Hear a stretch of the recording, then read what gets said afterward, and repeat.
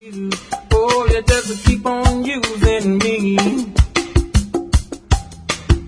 until you use me up. Okay, my friends, it is time once again for Hartford's local election rundown. Bring you an update of the McCauley for Mayor campaign 2011. I am, of course, your host, J. Stan McCauley, for those of you just tuning in. And you're listening to the Power 1480 AM WKND. I want to remind you that the views expressed on this program are the views of me, myself. They do not necessarily reflect the views of the station management, its staff, its interns, its volunteers, my immediate family, my unborn children, born children, grandchildren to be, parents, or any other individuals associated with me. The views are my own. I take sole responsibility for them and am proud to express them in an open forum as we have here. So, with that nice disclaimer, let's get started. They give you the phone number early on. We're not taking calls right now, but we want you to get the number, write it down, so that when the time comes, you can call. The number is area code 860-944-9797. The reason we give you the area code, of course, is because, you need the area code in order to make a phone call these days. Plus, if you're listening to us anywhere from around the country or and perhaps somewhere on the planet via the World Wide Web, you can, call us up. I think our country code is 1. Okay. The phone number, once again, 860-944-9797. Okay? And if you're actually listening to the program at a time other than a Sunday at noon, you can feel free to call as well, because that number will reach me directly. Always give this phone note that when you do call me, if you call me from a restricted or blocked line, I do not answer the phone. I need to know who's calling me before I answer the phone. I kind of look at the phone as instant access to you. People might stop by your house, fill out a petition or something like that. They might stop by your house, ring your doorbell. You look through the peephole or through the curtain or through the blinds or from the second floor, and you look. You say, I don't want to be bothered with that person, and so you don't grant them access to you. But the phone, when the phone rings, there's an expectation on the part of people that they're going to have instant access to you, so you just pick the phone up, and they expect you to pick it up. But I figure like this, access to you is something that you should guard. All right. Now, while I don't mind anybody having access to me, I need to know who you are. Hey, you wouldn't just let a stranger in your house. So why would you let a stranger into your mind by answering the phone and holding a conversation with them? All right. So, at the very least, all I ask for is that you do not block your call. Otherwise, you will have to leave a message, and then I will call you back. All right. Just leave a message if you don't want me to have your phone number. Leave a message, and I can listen to your message. And eventually, you're going to have to give me a number so I can call you back. All right. I picked that up after 30 some odd years of broadcasting and giving my phone number out. I always need to know who's calling me. Candidate profile. I don't know if you all had an opportunity to pick up the Hartford News, the July 7th through the 14th issue, the special election report. In it is a breakdown of all of the candidates running for office in the city of Hartford, from mayor, city council, and treasurer. It's a very good little breakdown, and I think you should pick it up. It has the Republicans, it has the Democrats, it has the working family candidates. And there's those of you who are junkies for this kind of stuff. You know that the Hartford Democrats had their town committee selection. The Hartford Republicans had their town committee selection. From what I understand, there will be primary challenges in both parties. Paperwork has been filed at the town clerk's office in the city of Hartford, and also with the Secretary of State in the elections division. So the race is wide open, my friends, and as such, you may want to know who is running for office. So if you pick up a copy of this, and they should still be available, if they're not out and about and around town, you could probably get in touch with the Hartford News, and they will tell you how you can get a copy of it. Now, for those of you who are so far out of the loop that you are unaware of what's going on politically, the Democratic convention was last Thursday. The Hartford Town Committee, the Hartford Democratic Town Committee convention was last Thursday. There's a couple of blog entries on the goings on, Live in Hartford and Real Hartford, two blogs that had I'd say I don't know if I don't know if I want to use the word extensive coverage. I think it's as extensive as you're going to get because there was no major media there. Okay. And I to me, it's interesting that there's no major media covering the election of Hartford in terms of in-depth coverage. You have the Hartford News, which is a local paper, but it's not major media. You didn't have like the Channel 3s or the Channel 8s, the Fox 61s. You didn't have the Hartford Courant or the Manchester paper or the Waterbury Republican. Now, the reason I bring this up is because, of course, Hartford is the capital city. And so what goes on in Hartford affects everybody in a very grand way. I say, as goes Hartford, so goes the region. But I actually say more than that. I say, as goes North Hartford, so goes Hartford. And as goes Hartford, so goes the region. As goes the region, goes the state of Connecticut. And I don't believe that I'm the only person that believes that. I believe that the powers on high, the political forces that be, also believe a certain element of that statement.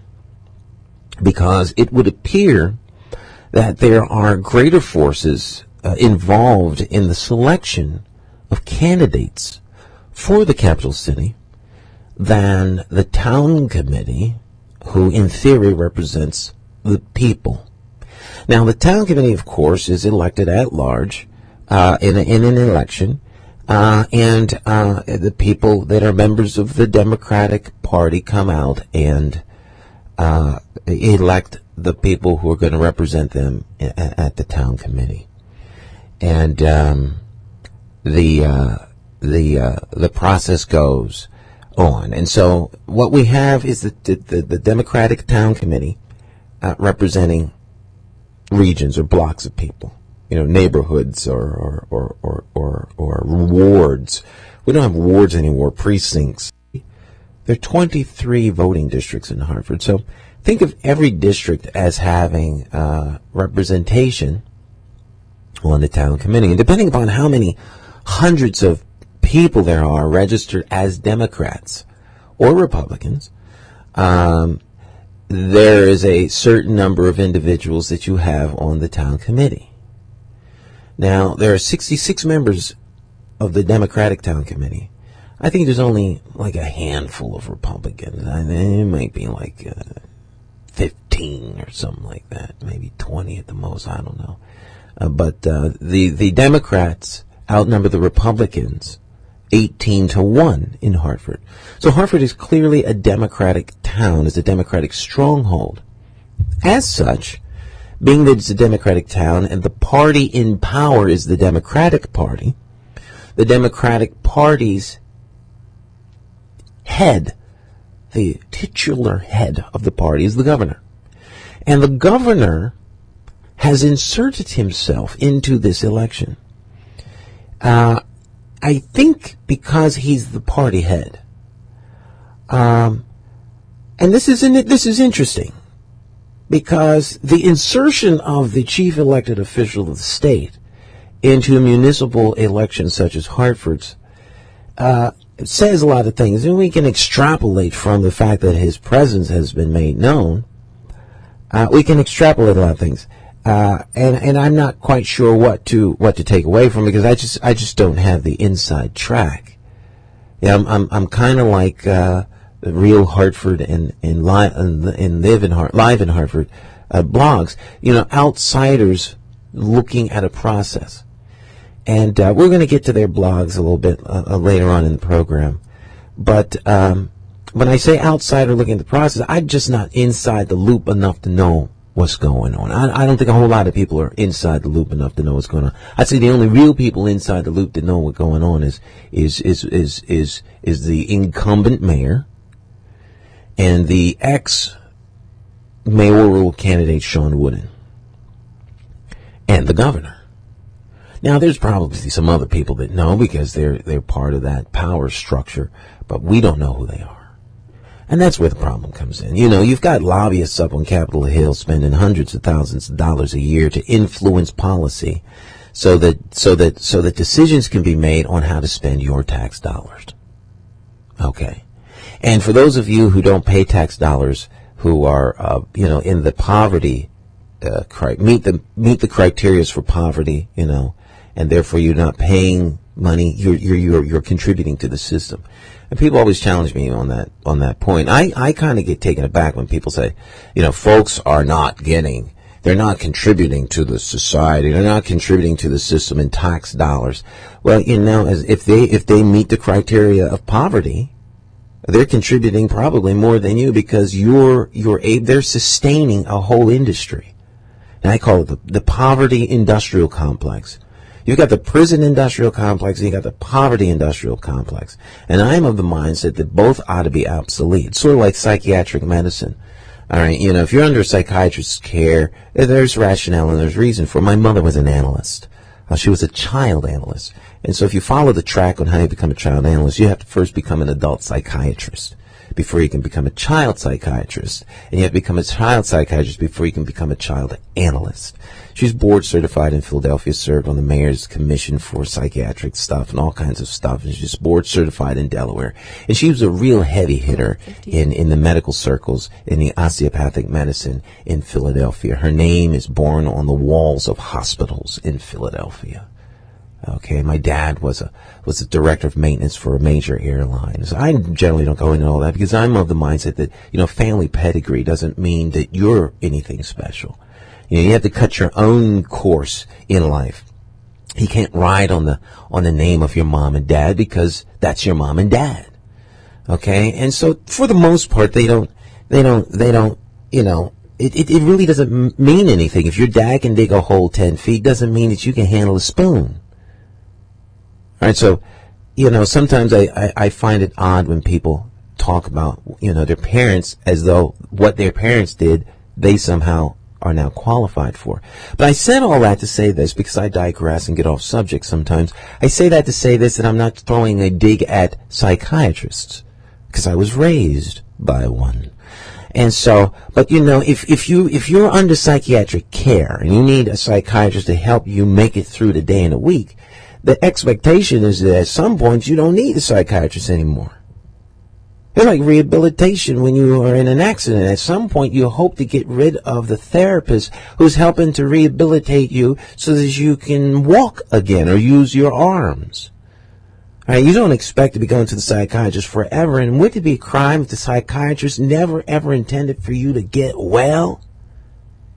They're going to keep you mentally locked so that they could get a paycheck. Well, that's what I mean by the poverty industrial complex, or the prison industrial complex. You see, those that are qualify by the state, city, or federal definitions of poverty are helping to support programs, like the Department of Agriculture's food program where you get into school lunch is paying for somebody out in Iowa who's getting some sort of offset for milk delivery or cheese or something like that. Someone's making money off of all of this.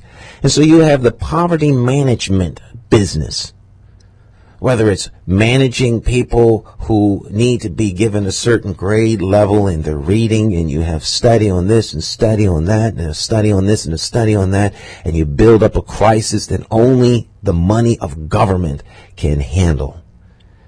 And so poverty is very lucrative. And it is my opinion, the never to be humble opinion of this candidate and this host, that poverty is a big, big business. And people don't really want it to go away. So then it becomes a war on poverty. Anytime the United States or some local entity associated under the jurisdiction of the United States uses the word war, that's a code word for containment. So we're not trying to win nothing. We're trying to profit off of it. So if there's a war on something, it's then how can we profit from maintaining it? So when you say war on, and so it's how can we confine the area or the theater in which we wage this quote-unquote war. So people who don't make a lot of money, who are in the poverty guidelines or qualified in a particular area, who are getting paid a particular offset, they are contributing to the society. That's just a long way of saying you're contributing if you're considered in the poverty areas. But there are some very, very big drawbacks to that. It's hard to contain poverty. That's why I say as goes North Hartford, so goes Hartford. And you can't really have economic and real development until you get rid of some of the problems that are associated with being the fourth poorest city in the United States. And so when you have a fourth poorest city such as the one we have, there are certain things associated with it, like drug trade. And as quietly as it is kept and no one wants to talk about it, Hartford doesn't have a drug problem. Simsbury has a drug problem. Glastonbury has a drug problem. Farmington has a drug problem. And when they want to take care of their recreational drug problem, they come to Hartford. And so guns are traded for drugs. Stolen cars are traded for drugs. Cars are lent out for drugs. And thus we create an issue. Now this is something that can be stopped, in my opinion, rather quickly. I actually have a plan to stop this, and my number I've given out already. Anyone who wants to talk to me about it, we can talk about it. This is not brain surgery. We can actually really curtail this and bring it under control. It's not one of those things you discuss on an open air venue such as this one, because there are some things that you just don't pump into the atmosphere. But suffice it enough to say, if the desire to control it is to control it and stop it, we can control it and stop it. North Hartford does not have to be the red light district where it's sanctioned, in my opinion. Okay? And so I say all that to say this. There are some who believe that because of Hartford's level of poverty, that it is incapable of managing itself. It's incapable of self-governance. And so one theory could be that the governor feels that we are so incapable of self-governance that he feels he must exercise agency and insert his will as the party leader to determine who is going to be the leadership for the city of Hartford. And I think that smacks in the face of democracy. There is a super delegate. He has like super delegates, but there's like a super delegate, a super interest in that the chief elected official of the state inserting himself as to say, this is who I believe will best determine Hartford's future. And I think that robs the town committee of its ability to make decisions. Having sat in and watched the process, I think it robs the town committee of its ability to make accurate and adequate decisions that reflect the will of the community. And I think more than that, it robs the electorate. But the election is far from over. There's a primary, and then there's a general election, and all agents, from what I have been told and understand, are going to primary. So there will be a primary for at least 3 candidates, if not 4, for the office of mayor for the city of Hartford. And then there will be a primary for the city council candidates, and there will also be a primary for treasurer. Because sometimes the party does what is in its best interest, not necessarily the best interest of the people. Now you have to ask yourself, is it in the best interest of the people to have a city council with no females? Now, for years, Hartford has had what they call the 2-2-2. It's a racial quota. It seems to me to be exceedingly and extremely outdated, but it is what it has been until now. And that meant 2 blacks, 2 Hispanics, 2 Latinos, 2 Hispanics, and then 2 whites. 2-2-2. Democrats. Well, if that be the mindset, if you're really interested in equal distribution of power among racial groups, with, I guess, the 3 leading racial groups being black, white, and Hispanic. All right, not that any of those 3 groups is a monolith, or some magic pill comes along and there's no separation with people who are brown skinned. There's no separation of interests and ideas and wants and desires among people whose skin is considered to be white, and the same for those who come from an area or region of the world where Spanish is the dominant language, where we have a Latin culture. So, if you start to look into it, you've got African Americans, you got West Indians, you got Trinidadians, you got Jamaicans, you got folk from Montserrat, and you start breaking this down, people from the motherland, and then suddenly, just because you're brown skin doesn't mean that your interests, wants, and desires are the same. Same thing with white folks. Okay, so now if you happen to be Caucasian or white, now you're telling me that if you're from Sweden or from England or from Ireland, from Scandinavia, from Russia, from Afghanistan, all right, where did the line start to blur? And then but all that being said, let's give it benefit of the doubt. 2-2-2, white, black, Hispanic. Now, last I looked, half the population is at least female. So, it should be 2 male, right? It should be white, Hispanic, black, male, white, Hispanic, black, female. If you're going to use that kind of theory and mindset, then it would seem to me you'd want some females in there, because females are a large portion and large representation of the electorate. And particularly in Hartford, where you consider that there are so many single head of household females.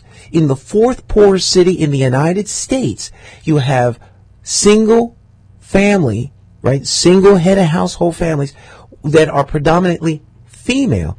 Yet there's no representation of this large body of individuals who is represented in the city of Hartford in the current selection of city council people. I'm simply saying that to suggest that perhaps the selection of individuals was not in the best interest of the city of Hartford as it relates to the population who is served by the electorate. And when that happens, you get what we call a plantation governance model. That's what we call it in the McCauley for Mayor campaign. And it may not be a theory that you can look up on Google or something like that. And so, we call it the plantation governance model. And it's not that foreign, because, here in Connecticut, you had the black governors for a long time, and they were just, kind of like figurehead governors. They didn't really have any real power, but they gave you the illusion of power, the illusion of representation. And I am suggesting that perhaps that's what we are being given now, the illusion of representation. The illusion that our voice matters. And if you're not taken aback by this, you should be. Because not only are deals cut, they're now cut in front of your face. In the open. Now, some weeks back, there was a big press conference on the steps of City Hall, and it had deal written all over, and there was no one trying to be at least discreet. And if that was not a deal, it most certainly came out to look like it was a deal when you look at the results of what happened at the Democratic Town Committee on Thursday. In the convention. Number one vote getter was Sean Wooden in terms of city council votes with 50 town committee votes. The mayor was 51 town committee votes. So the mayor got 51 town committee votes. Sean Wooden got 50 town committee votes. It would seem to have set the tone now that should the election go the way that the cabal figures it will turn out, then Sean will be the number one vote getter in the election and thus be positioned for, at least in terms of an argument that could be made, for a leadership position in city council, which is the council president. I don't think he's talking about minority leader. I think leadership is a code word for council president. There's only really one leadership position in of significance that matters, and that's council president, currently being served by Arjo Winch. Okay, so council president is the only real leadership position on Hartford City Council, and the council president becomes your mayor in the absence of the mayor. Now, the current mayor, in theory, could be elevated to a judgeship or some special position someplace, all right? Or anything could happen, decide, I don't want to do this no more, and or anything. That's why the charter is written the way it is, that the council president ascends to the position of mayor in the absence of the mayor. That's how we got the mayor we currently have. Now, if this is going to be the new method of selecting the black governor for the city of Hartford, 12:30. Then folk need to just come clean with it. Let's just rewrite the state constitution and put some legislation in place. And let's just say the governor will select our leadership for us. You see, I'm not an elected official yet. I am a candidate. But right now, I'm just a citizen. And I have always maintained for the last 20 years, and I've always been an outspoken one. I'm not one that suffers from silence. There's a whole psychosis, the psychosis of silence that afflicts Hartford. I don't suffer from that. I got a big mouth, and it's unchecked, especially when I get behind a mic. It seems to me that government is supposed to be working for me. I never bought into the sense that elected officials somehow, either divine or royal, like the family in England. We're not subjects on their land. People are elected, people come, they go. They're here today, gone tomorrow.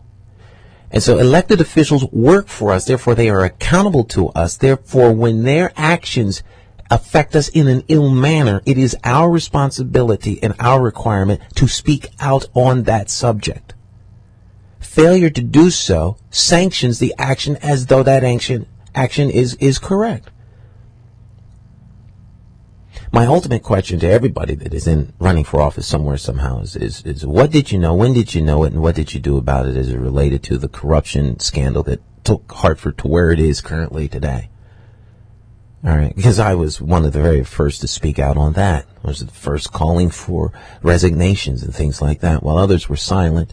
And in recent interviews on Channel 3, couldn't even say whether or not they realized or knew that certain individuals were even guilty of crimes charged because they wasn't in the courtroom.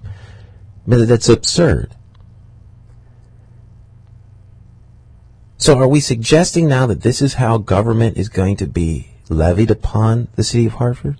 And the reason I bring this up, my friends, is because you have some serious choices to make, because ultimately you have the government that you deserve.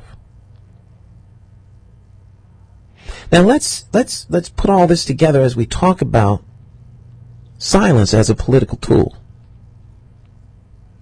One might consider that the weapon of choice, the political weapon of choice, the political nuclear bomb of choice,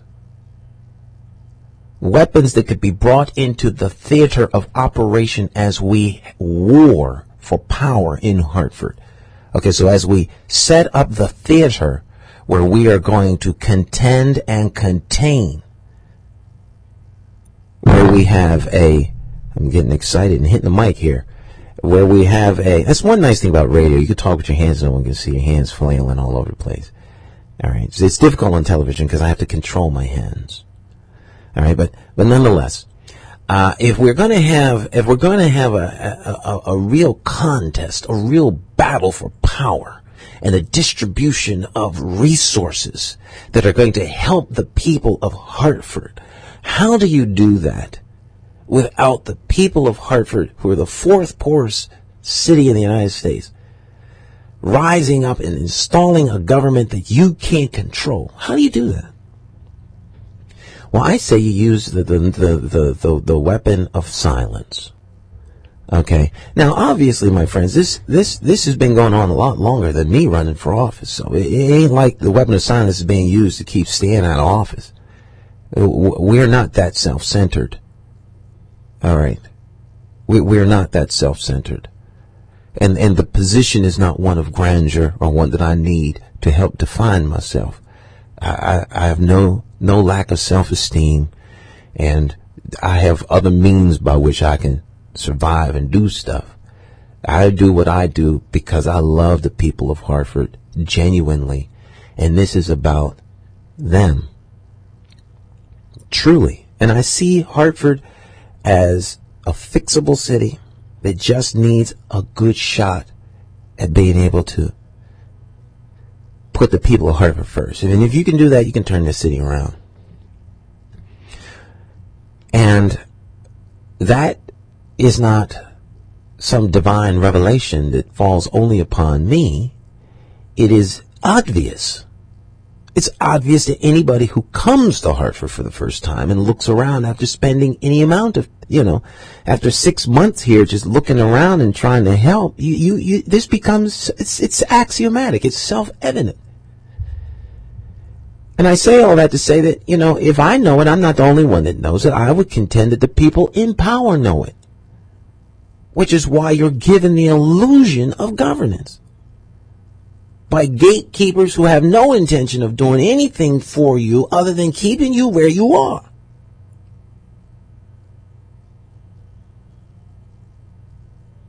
So silence is the weapon. And let me tell you how silence works. This whole no snitch thing is not really that new. It's beneficial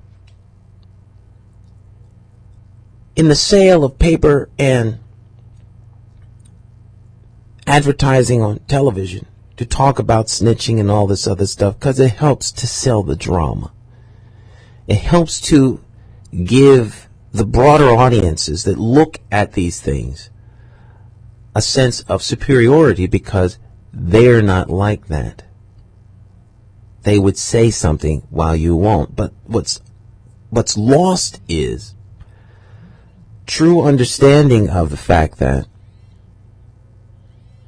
there is an issue at play that the victims of silence are unaware of.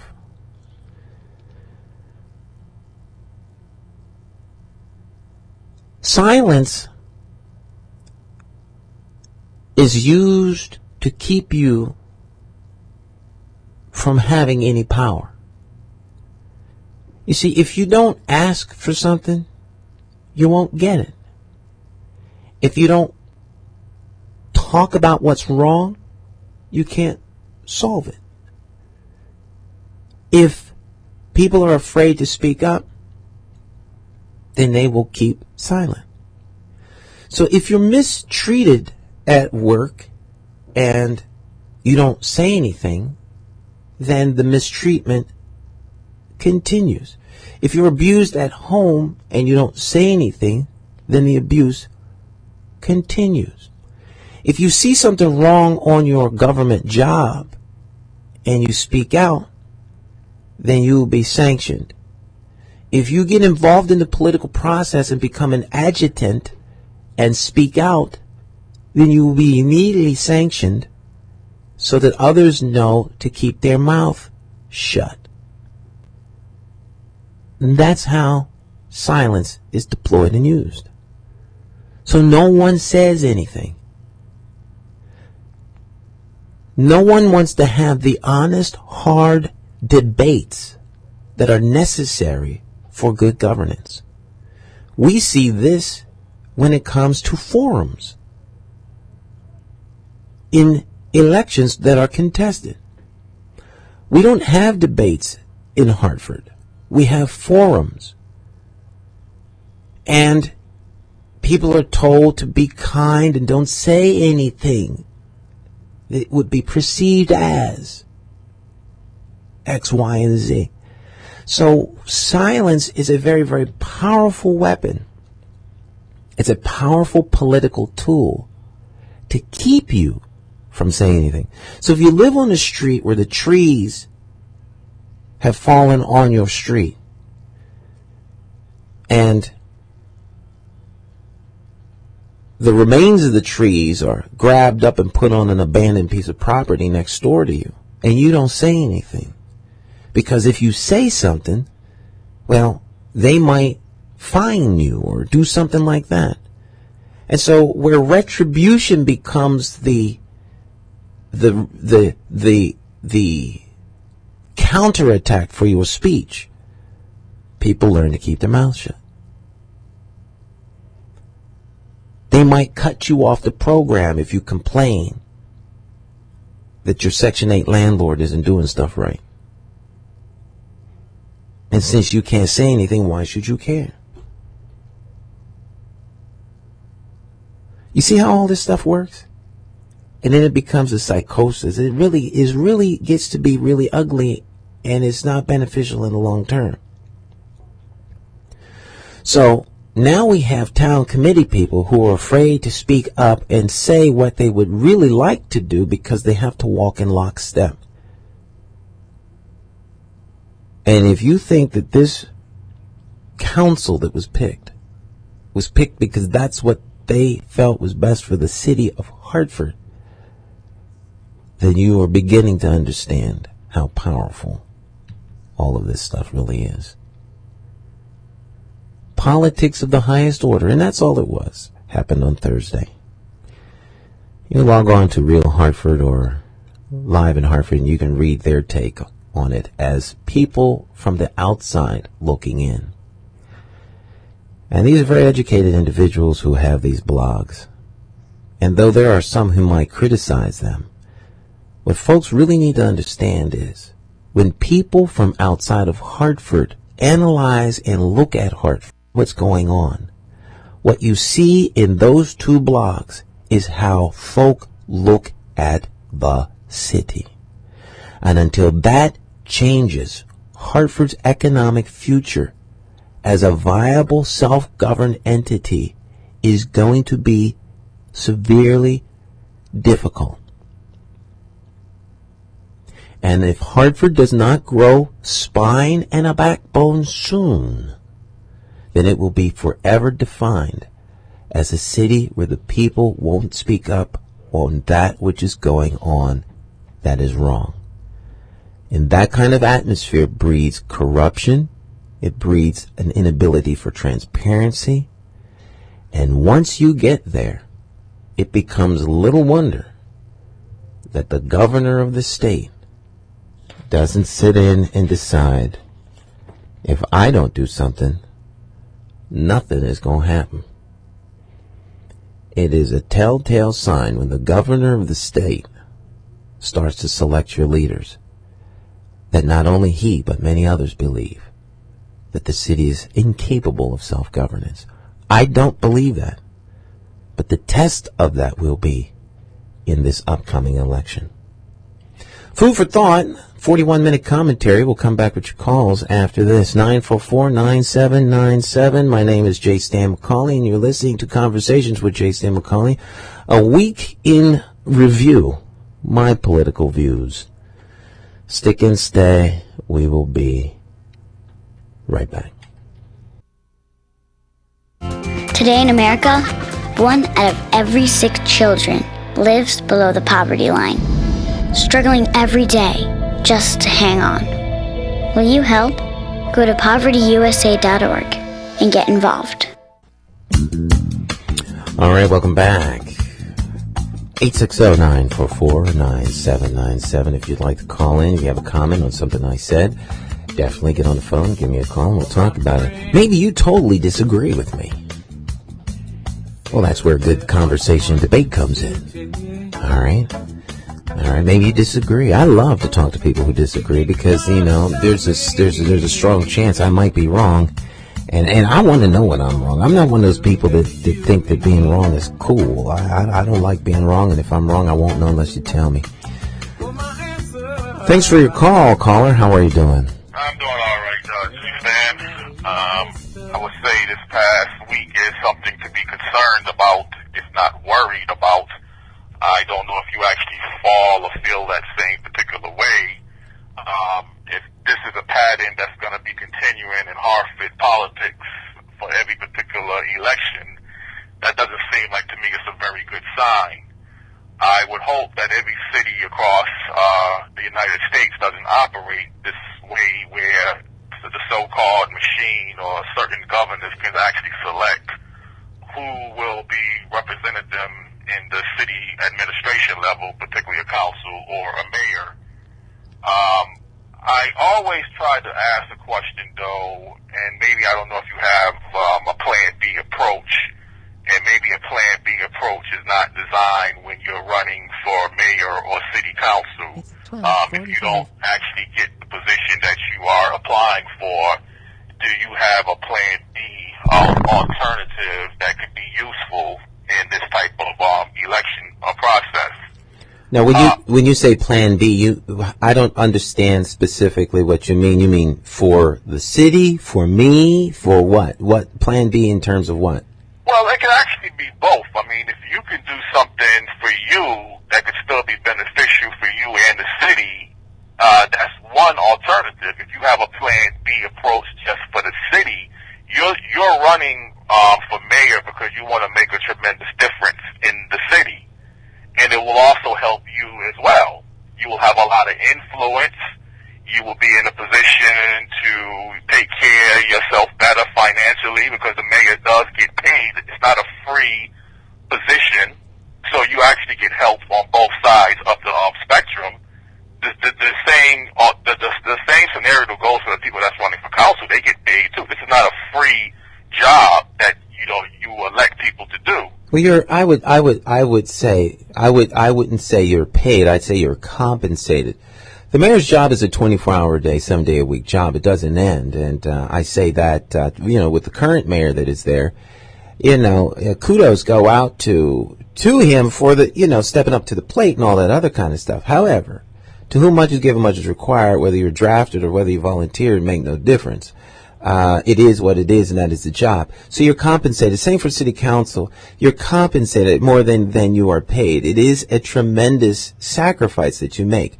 I look at it like serving. It's service to your country or your community. It's to me, it's like being in the military. You don't necessarily go into the military because you're going to get compensated. I mean, there are some that do. I guess it's another discussion for another day. But I guess there could be several different Plan Bs. I don't have a Plan B. My plan is to become the next mayor of the city of Hartford, and I have, strong convictions as to why I'm running. And I think that, for 20 years, I've talked about what's wrong with the city. I've given advice to people on what I think they should do and how it should be fixed. But then the question is, well, what have I done? And other than talk, and the obvious answer is that I'm left with is nothing. Talk is cheap. You're either going to step up to the plate and you're going to do it. I think Hartford needs a change in leadership. I think Hartford needs the kind of leadership that focuses on the needs of Hartford's people. I don't see that happening in Hartford. I don't see the people who actually live in Hartford being served directly in terms of moving an agenda forward that's going to make the quality of life for them better. I don't mean pacify. You can pacify people on a plantation, instead of living in a hot shack. Give them a little running water, maybe some air conditioning. But the menial work that they do continues on.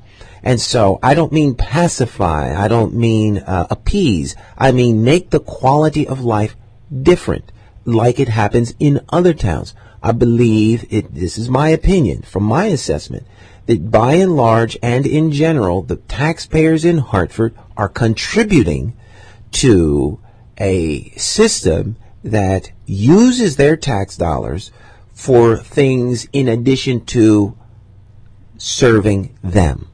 And that's where I think the major change needs to come. Also, we need economic development, which I've been talking about for years and years and years. And so for me, the only plan I have is to move forward that agenda. Now, if I don't get into office, the plan B is whoever won. That's going to be the plan B. Whoever wins is, I figure mine is plan B. The other candidates plan B and C. The people of Hartford have to make that choice. Life will go on for me if I don't win. Yeah. So I'm not worried about, what am I going to do if I lose? Are you going to get something? Or what are you going to have? That's what's wrong with Hartford now. Everybody is so fighting over getting something that they don't look beyond the getting something to how can things be better. But you have to be in a position of power and strength in order to make those kinds of changes. I've tried to make those changes as a citizen. I've tried to make those changes when I ran Hartford Public Access. When I designed the TV station, I designed it to be able to give people a voice and to empower people and to give them the tools necessary to express themselves in the opposition of people who don't want them to do that.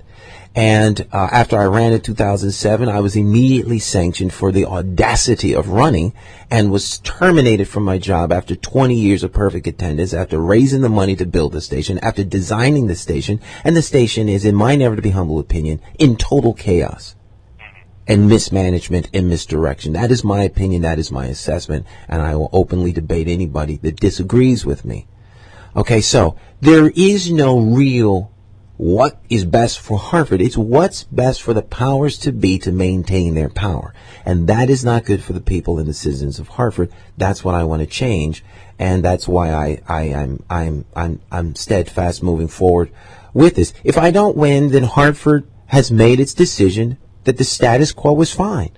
And if that's what people want, who am I to impose on them something different? If they don't want that, then so be it. Now I'll move on with that. I'm going to take the next call, Jonathan. Thank you. Caller, thanks for... Hello? Stop the noise. You're on the air. Stop the noise. Hello? Hello? Hi, thanks for your call. You're live. Stan, good afternoon. How do you do? I'm doing very well, thank you. Stan, I think I got the gist of what Jonathan just asked you. I think really is that, that is my perspective, because I really think that of all the people who have actually come over, and it's not me actually throwing out idle accusation to you, but for all the people who I've seen run, and I'm saying black people who have actually run for office here in Connecticut, and that includes municipal, state, or federal, or whatever, you seem to be the most honest and most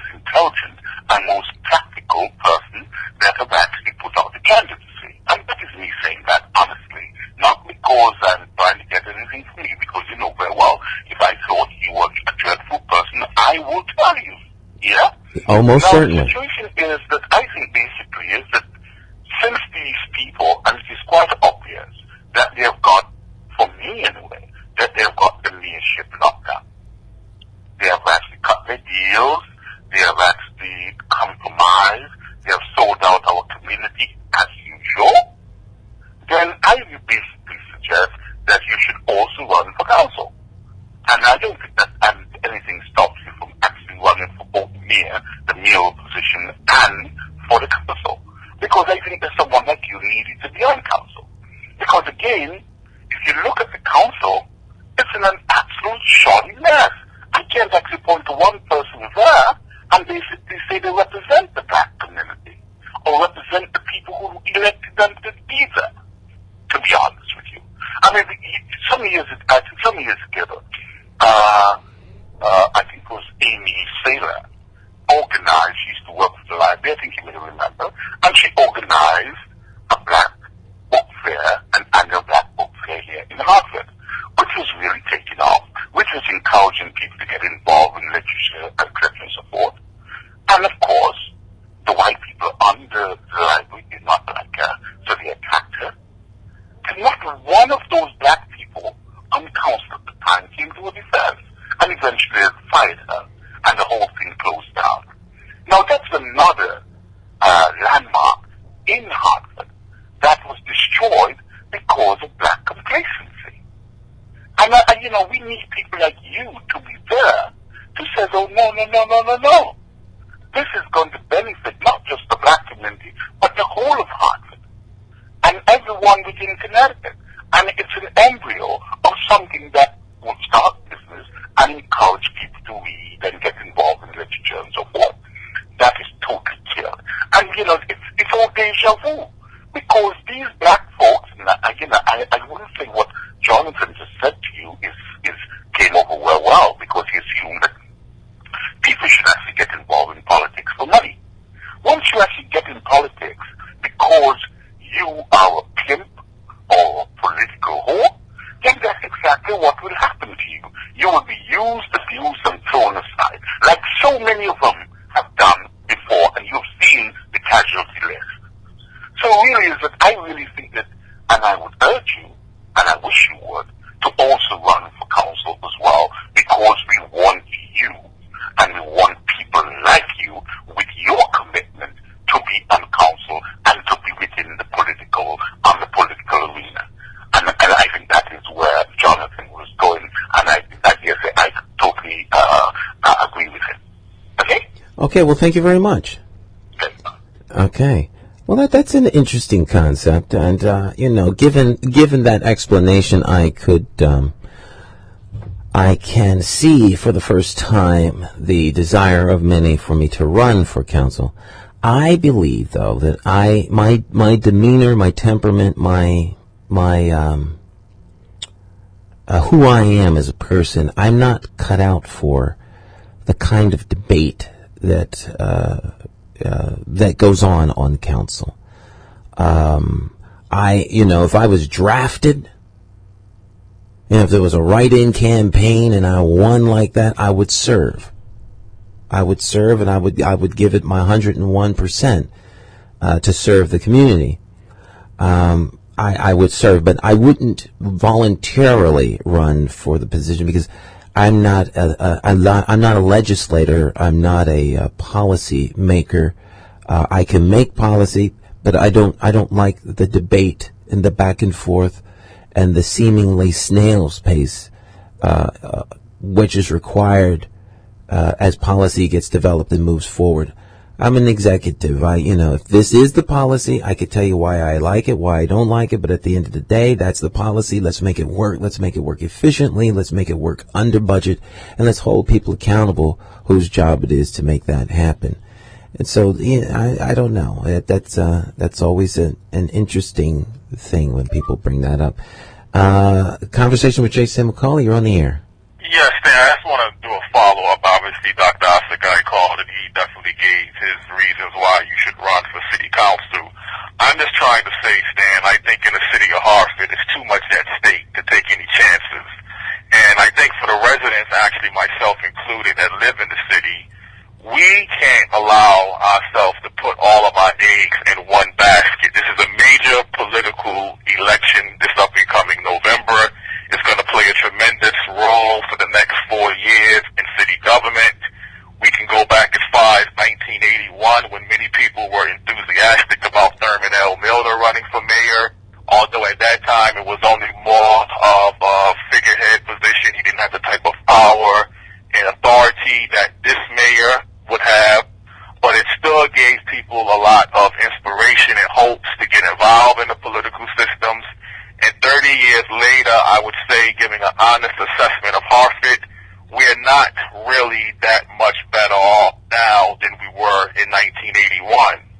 And I think you might be surprised to say that, well, this is just one election.